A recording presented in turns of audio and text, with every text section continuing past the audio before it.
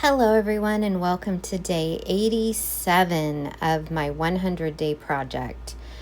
Last few days working in these Neoart wax pastels, I thought I would continue the theme of exploring different papers.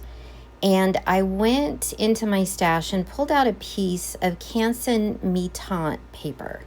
So this is paper that is primarily marketed for soft pastel.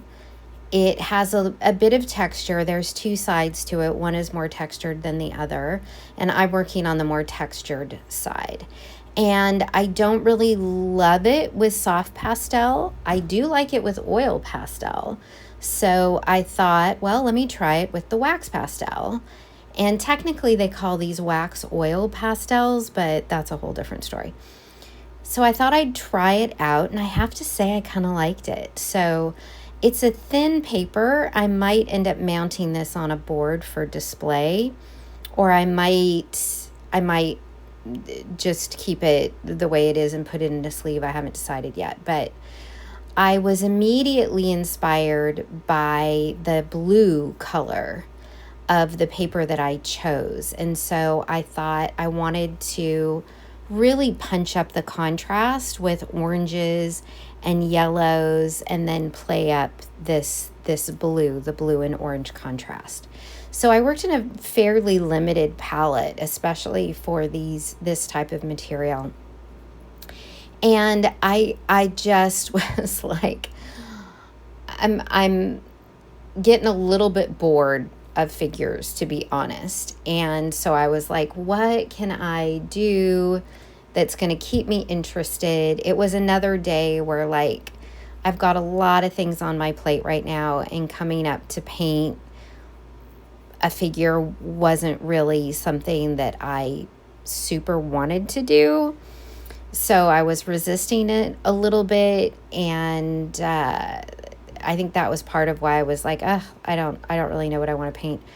I have a painting that I had done many moons ago in watercolor, and it's mushrooms. It was an intuitive painting where I was just mark making, and then I saw these little funky looking mushrooms, and I thought, well, what if I do one of my garden tenders, and they're tending in the garden of mushrooms. I have another one, I think it was oil pastel, that was also in a mushroom garden. So I thought, why not? So that's what I did.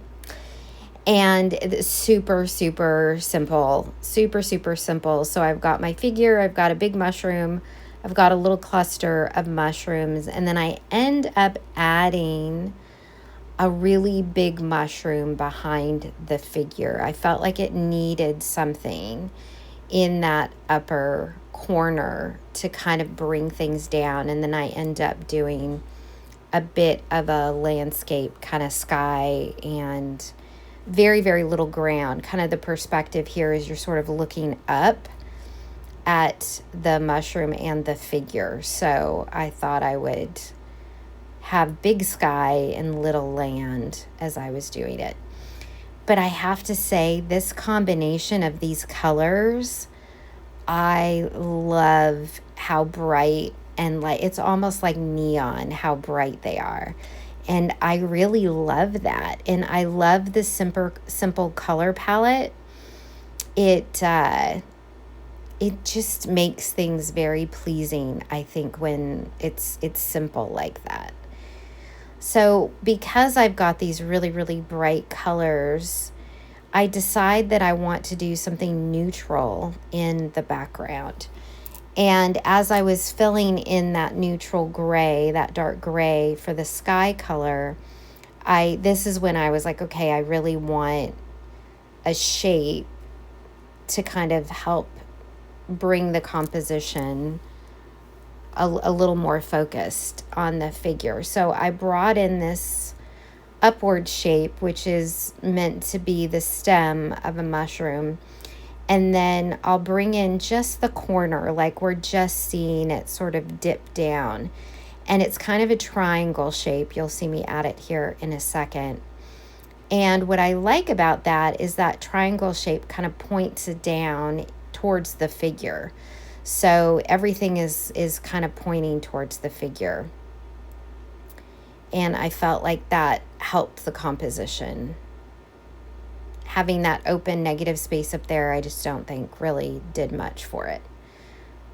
So I'm kind of just adding a little bit of shading. The dark and the texture there is going to help keep the eye inside the painting. And as I'm doing this dark gray, I'm trying to decide what color I really want that background to be. And I end up adding a couple of different colors. So I have this like grayish brown color.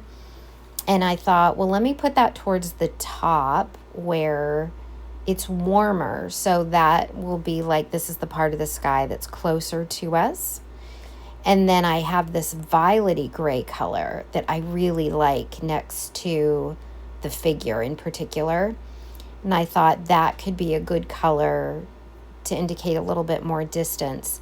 And then at the horizon line, my sky is going to be the lightest color to help, again, indicate some distance. And it's cooler. It's not too warm, but by comparison to that violet, it's cooler.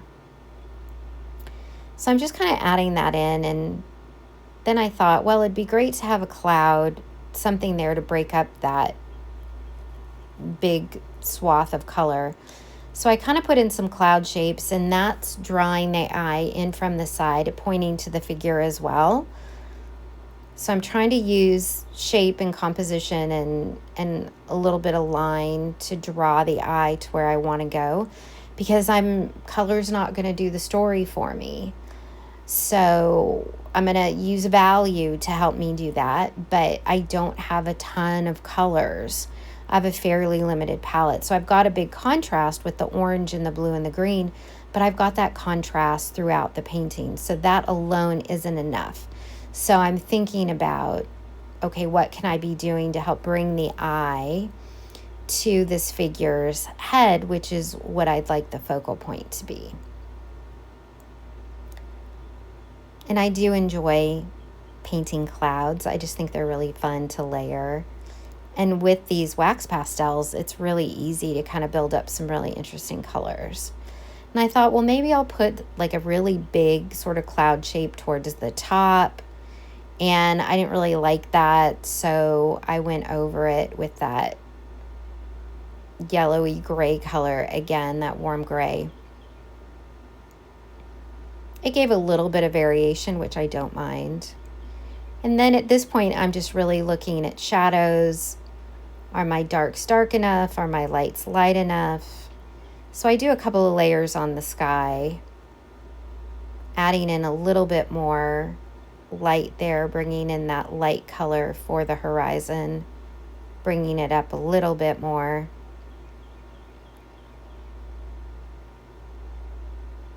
And again, just thinking about value, depth.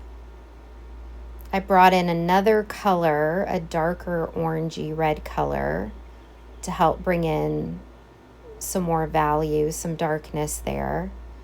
So this is where I end up pulling in a couple of extra colors, because most of the ones I had were just all sort of the same value.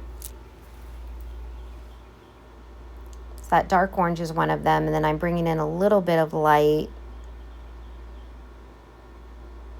defining some edges there. The inside of that mushroom got a little muddy.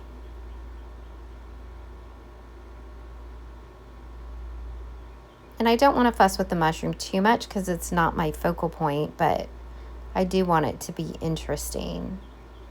So adding in a little bit of lighter value there and in the figure.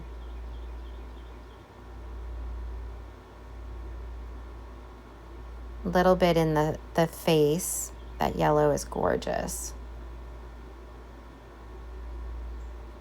Then I end up bringing in some white just on the figure itself. Again, just trying to punch up the values. And then off camera, I ended up bringing in a dark navy color to adjust some of those striations underneath the mushroom and also around the shadows in the figure itself. And it occurs to me as I'm looking at this, I don't have the stem in the right place on that mushroom. I'm going to have to fix that. It looks like the stem is behind the mushroom.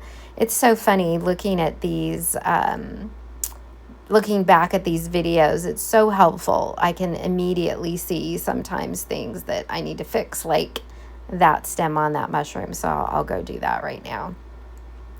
But there we go, day 87. I'm hanging in there, y'all.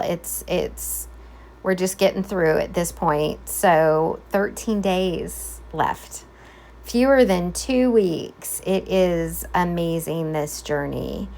And I'm starting to think about what I've learned and what I want to take away. And I'm sure I'll be processing for a while. So look for more to come on that. But thanks so much for joining me. I hope you're doing well, and I'll see you in the next one. Thanks. Bye.